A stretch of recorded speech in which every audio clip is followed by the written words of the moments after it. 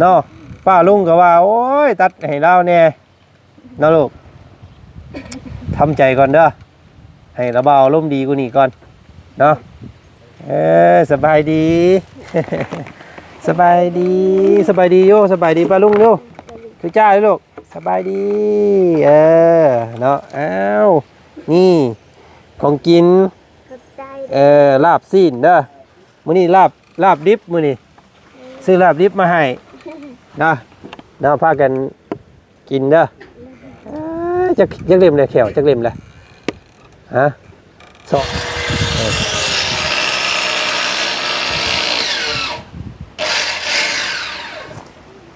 ทางสร้างเพิ่นกำลังดำเนินโอ้ถือว่าไวเด้อเนาะ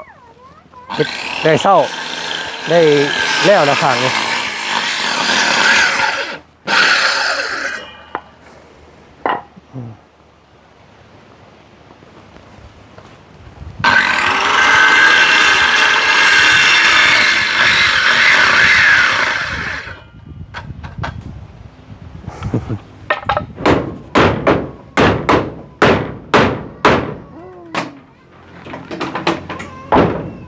ตัวนี้อยากได้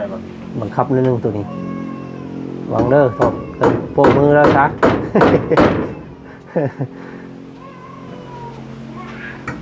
เบ้อึ๊บให้ดูไม่ออก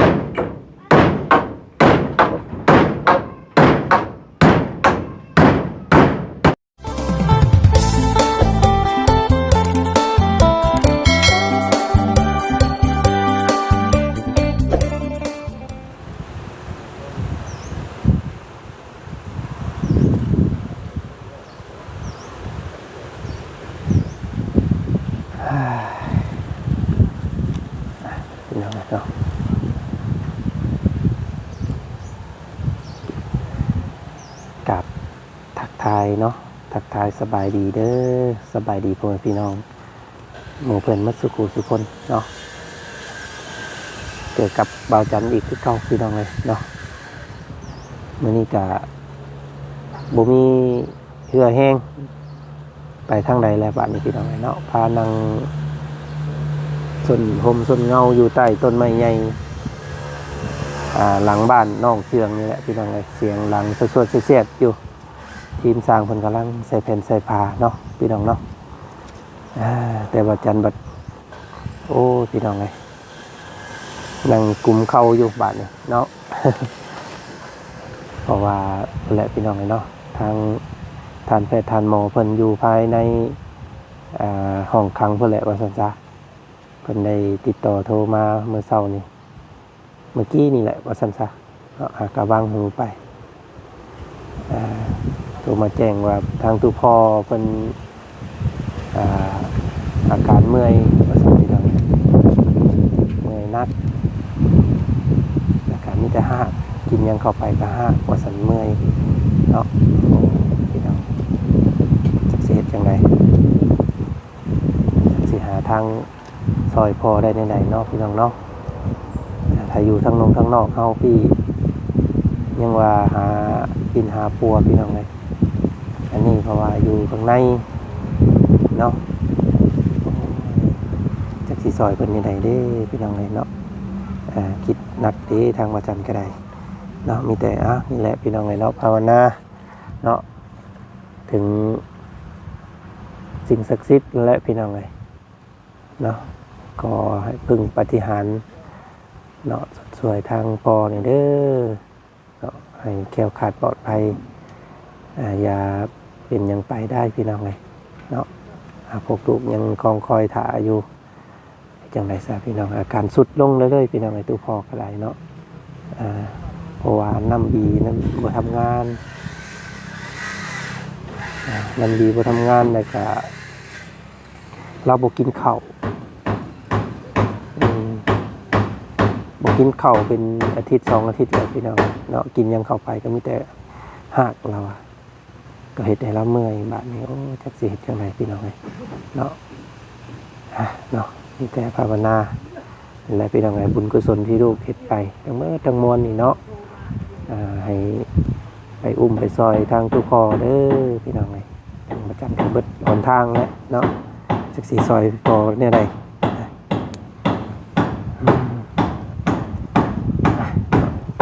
นี่พี่น้องทางมื้อนี้ก็มาอัปเดตบ้านของน้องเจืองเนาะแกกำลังสิใกล้สำเร็จนั่นแหละพี่น้องเอ้ยเนาะก็ขึ้นอยู่กับร่างกายสภาพจิตใจทั้งทุกพอนั่นแหละพี่น้องเอ้ยทางนั้นก็ได้เนาะไปสนุกนะพี่น้องเอ้ยซื้อของอยู่ของกินมาให้ทางนี้ก็ได้เนาะมาผักทางน้องเพิ่นน้องเจืองเพิ่นก่อนไปเบิ่งก่อนพี่น้องเอ้ยเป็นจังไดเนาะเฮือนซานบ้านซองโอ้ได้แต่ลองคอยเบิ่งนี่แหละพี่น้องครับเพิ่นสิโทรมาแจ้งข่าวเข้าแบบใดเนาะเดี๋ยวติดตามเบิ่งอีกพี่น้องเลยเนาะ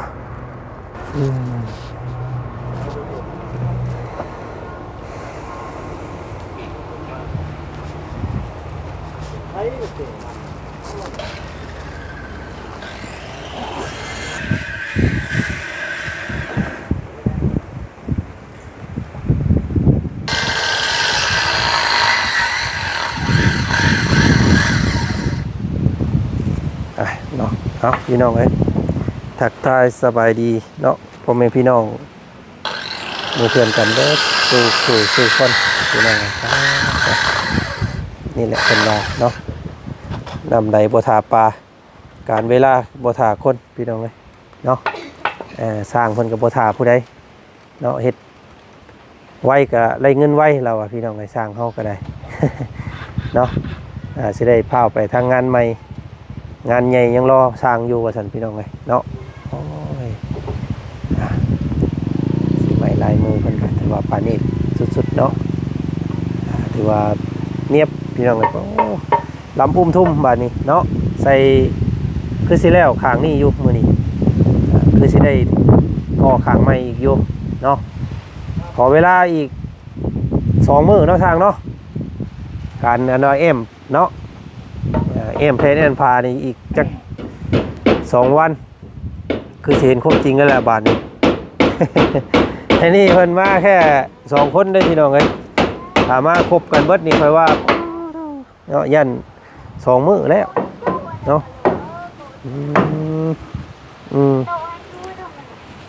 2-3ทั้งกับน้องเจืองพี่น้องเอ้ยมื้อนี้สีอุ่นๆแน่มื้อนี้อากาศเนาะสีอยากร้อนๆหน่อยนึง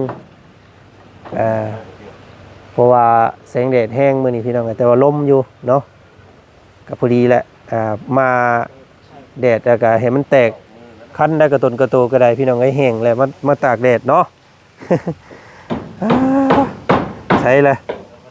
ทางน้องๆเพิ่นเอา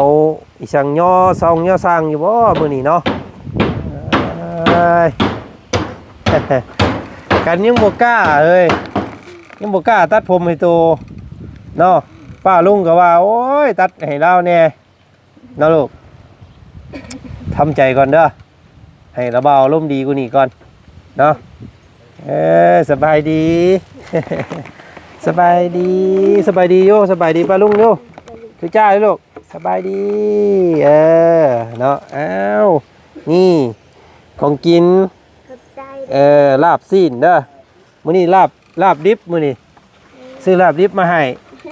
นะเนาะพากันกินเด้อจักเล่มเลยแขวจักเล่มเลยฮะ2 4แหละทั้งรุ่ม2ทั้งเทิง2 อยากตัดให้เพิ่นอยู่ผมก็โอ้ยชงสิให้แค่นี้แล้วเว้ยเดี๋ยวยังอยู่อีกอยู่มือทางเบิ่งมือหน้าเด้อเนาะมือหน้าเนาะไปสากแบตเตอรี่ไว้คักๆก่อนนะเดี๋ยวสิมาตัดผมให้เด้อเตรียมตัวให้รถตัวพี่น้องยังไปขูดหัวเรานะจะผักดื้อบ่ระวังเด้อนั่นเด้อมันเกาะเด้อมันเกาะมือลูกเด้อเอาไปยังงัดออกแน่เอาถอกเอาเล็กตะปูตอกลงอีกเนาะส่วนไหนเล็กน้อยยางเกาะได้พี่น้องจับมือนี่บริยานจักดีพี่น้องเนาะโอ้บริยานคนเด้อหมอหน่อยนี่เด้อขาวเนาะจักได้เนี่ยผู้ใดขาวพ่อขึ้นแด่ๆนึงโอ้ย ไปเสร็จแล้วพี่น้องเลยเบิ่งติดตามเบิ่งทางสร้างอีกก่อนเนาะภาพมันอยากสะท้อนแสงนี่บ่ค่อยอยากอันแจ้งปานใดพี่น้องเลย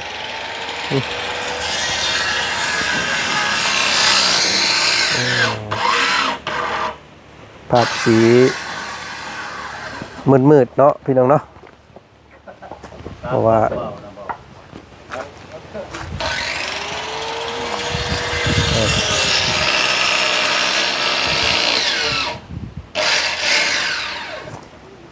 ทางสร้างเพิ่นกำลังดำเนินโอ้ถือว่าไวเด้อเนาะได้เศร้าได้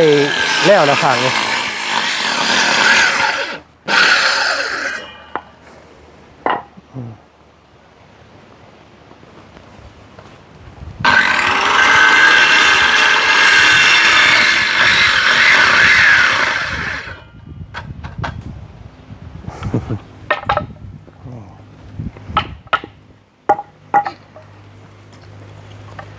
เอกลักษณ์หรือว่าเอกลักษณ์ของ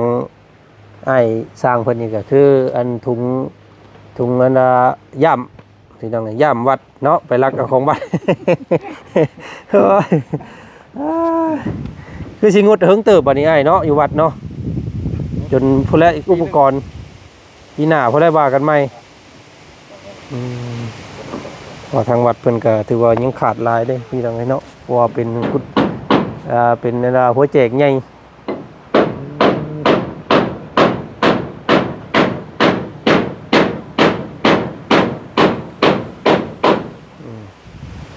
เนาะขึ้นเบิ่งก่อนสาบะนี่พี่น้องเลยคาดว่าประมาณอีก3 มื้อ 4 มื้อก็คือสิปิดจอบแล้วนี่พี่น้องสร้างเขาเนาะได้ครับโบนัสอีกแล้ว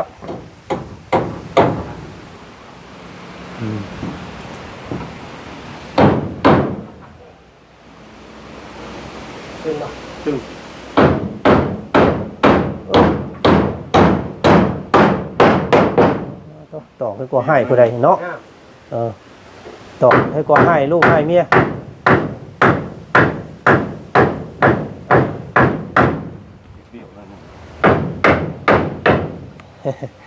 ชื่อได้ละให้กัน23เบิดจักแผ่นนะไอ้จังหวัดนะเบิดจังหวัดนะเบิดเลย3 มัด15เนาะ15แผ่น15แผ่นได้ซ้ำนี่พี่น้องบ่เสียงเพิ่นสร้างมาจักแผ่นก่อ85จังว่าเด้อเนาะอยากได้เบิดกันตัวนี้อีกเด้เนาะตัวนี้ก็สิหลายเด้อตัวนั้นสิเบิดหลายอยู่นี่เพราะว่ามันบ่มีโปร่งเยี่ยม13แผ่นนะตอนนี้13ห้อนี้เนาะเด้ยังประมาณตีไป10กว่าเนาะถือว่าเอาตีตัวเลขกลมๆ20นี่ก็40แล้วก็อันนี้อีกหลายเลยปึ๊ดได้ปึ๊ดคือสิพ่ออยู่พี่น้องคำว่าเดือกับเด็กหน่อยนี่แหละเนาะคาดว่านะเนี่ยตีตัวเลขกลมๆ20ไป40นี่ก็60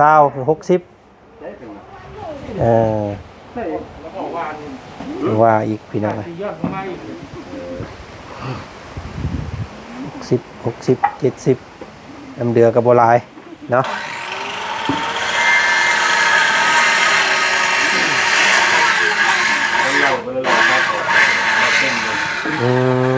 โมได้ไล่ตัดตัวนี้ออกเนาะ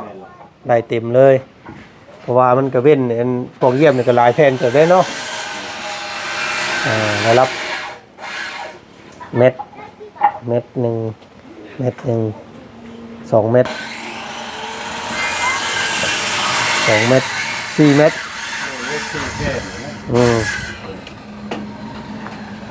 พอดี4 แผ่นเลย10 กว่าเนาะอาจว่าคำว่า80 กว่าก็คือสิเดือเล็กๆหน่อยนี่แหละตามไล่เบิ่งนะลองเบิ่งว่ามันก็สิเปลืองตัวนี้แล้วตัวนี้มันขึ้นสุดเลยถ้าเกิดตัวนี้คือสิขึ้นสุดเลยอีกนักกับตัวนี้อีกเนาะบางเทื่อกับพอดีเลยพี่น้องเอ้ยเนาะ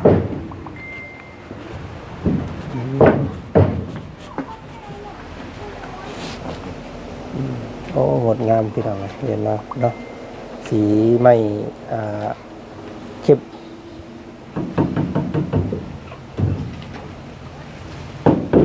สร้างเสียงเพิ่นบุกเพื่อนงานใหญ่พุ่นบ่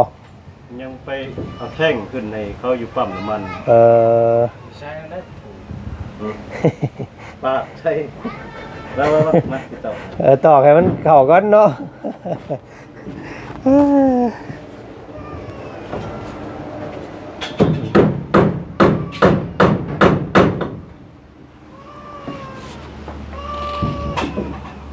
เอาเด้อแน่กันนะ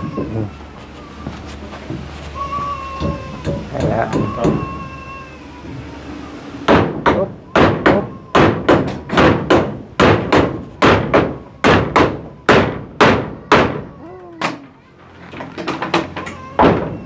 ตัวนี้อยากได้บังคับนิดนึงตัวนี้วางเด้อโทษโปะมือแล้วชัก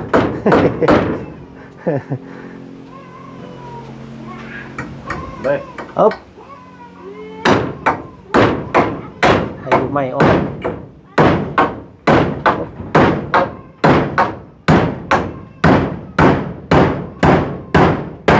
โอ้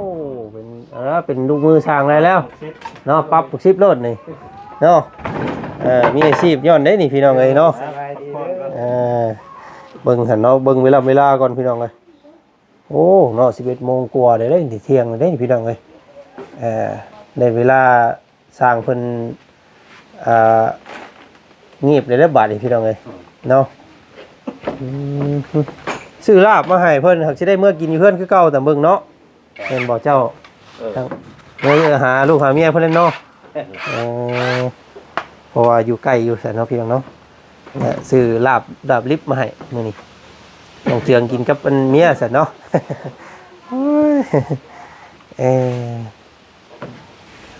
ตัวมันก็สิยากในตอนขึ้นพวกนั้นเนาะแถวนี้อย่างง่ายๆอยู่มันขึ้นสูงไปเลยแต่อยากระมัดระวังในแล้วบาดมันต้อง2-3 คนพอดีพี่น้องเลย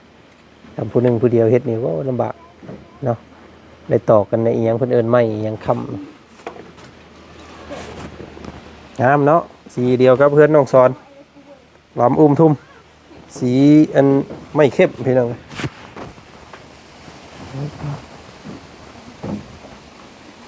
โอ้ได้เห็นงามแท้น้องเจืองเนาะคักดีพี่น้องเลยสมและ FC เพิ่นบอกว่าให้มือขึ้นเฮือนนี่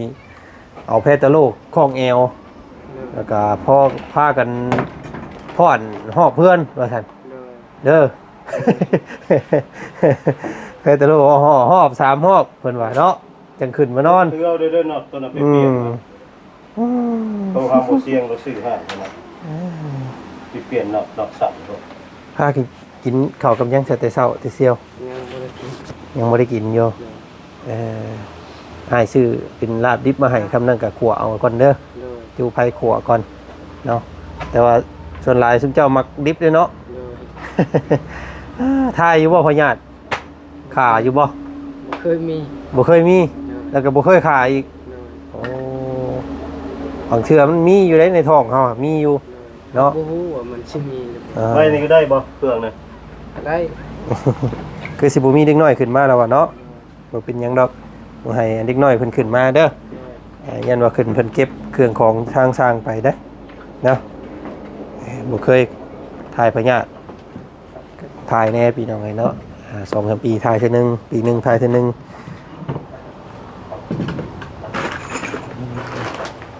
แรงคือสิได้อยู่ตัวเลยเนาะ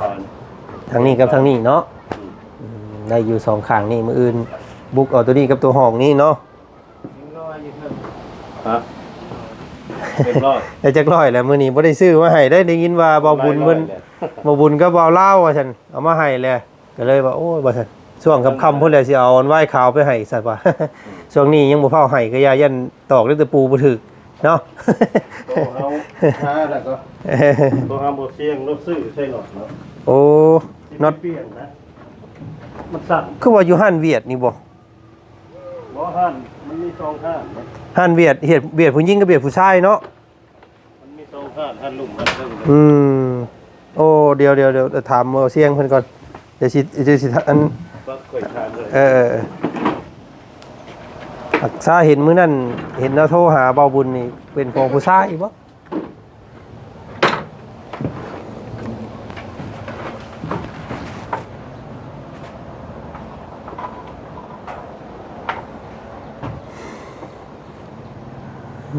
นี่นะเนาะความคืบหน้าขึ้นไปเรื่อยๆป่านนี้เนาะไก่จันจ้อเข้ามาเด้อพี่น้องเด้อเนาะ น้ำมันนอดถ้าจะซื้อห้านได้เนาะ ไก่ความจริงเข้ามาเต็มที่แล้วพี่น้องเอ้ยเนาะ ก็เปลี่ยนแล้วมันสั่นก็ สั่นโพดยันนั้นว่าน้องเจืองไปพิงมันยันมันหงอยลงเนาะ โดย มันสั่นกับวงนั่นได้พี่น้องเอ้ยไปมากินข้าวกินน้ำน้องเอ้ยอึ๊บเถอะสั่นเนี่ยเพิ่นยิ่งยากว่าอะไรก็ได้เนาะ ก็อันน่ะเอามาเลยนอดตัวน่ะ ไปเปลี่ยนเอาบ่ มันสั่น เออ เวลาหันซ่อนเข้ากันแล้วมันบุยเพิ่ง เนาะตัวนี้เนาะ เออ เวลาเฮาอันดาโคมกันนี่ บอกมันมีธงหนึ่ง อืมยันมันบ่แน่นเนาะเอาใหญ่ๆแน่พี่น้อง สั่นพวกมันเลย แม่นแล้วนี่เนาะมันสั่น ทำนี่แล้วกูดีนี่เนาะ มันจังแน่นแน่เนาะมันจังเข้าไม่เลือกแน่ เจืองเก็บไม่ได้นอดนะ เก็บน้องเด้อมันถ้ารถหมู่เป็นตายแล่นเข้ามาได้นี่อันตรายได้นี่พี่น้องไอ้รถใหญ่แล่นเข้ามาเฮือนนี่บ่ได้รถนี่เนาะซ้ำนี่นี่พอดีมันอยากยาวนี่สักหน่อยลมพัดชื่อตุ้ยลงมาใส่หัวเด้อเนาะ เล็กตะปูเด้อน้องเด้อเนาะหาเก็บเอาหลายอยู่พวกนี้สู้ปงางอยู่ป้าตัว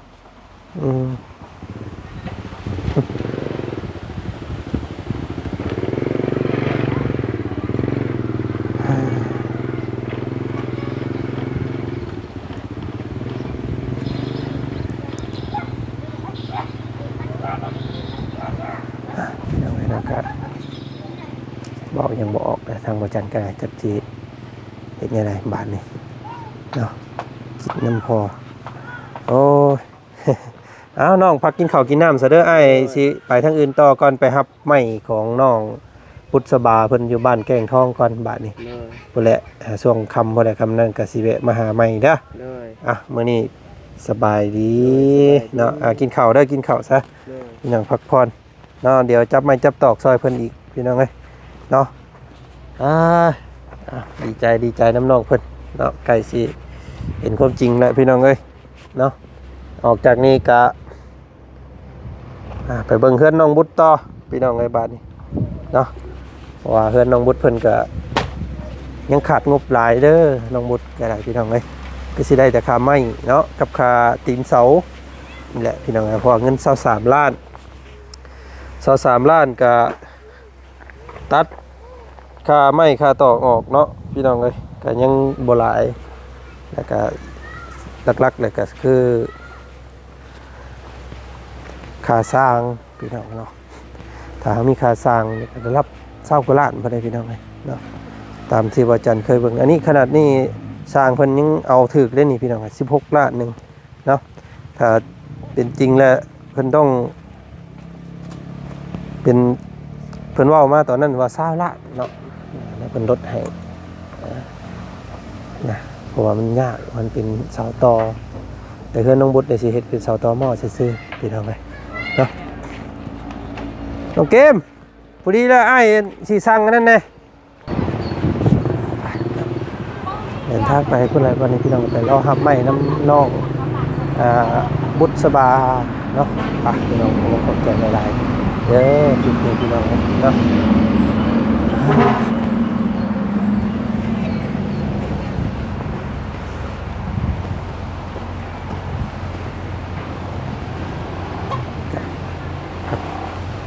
เอาสอนเพิ่นผักหอมเนาะอากาศงามเด้อของเราพี่น้องเพราะว่ามันโล่งเนาะมันสังเคราะห์แสงได้วงประวงก็ขึ้นเบิดเลยสีเดียวกันกับเพื่อนของน้องเจือง พี่น้องเลยงามเนาะอ๋อลึลูกซ้อนพักงามเนาะพักเนาะโอ้คักหลายก็ดีใจนำ สบายดีสบายดี เ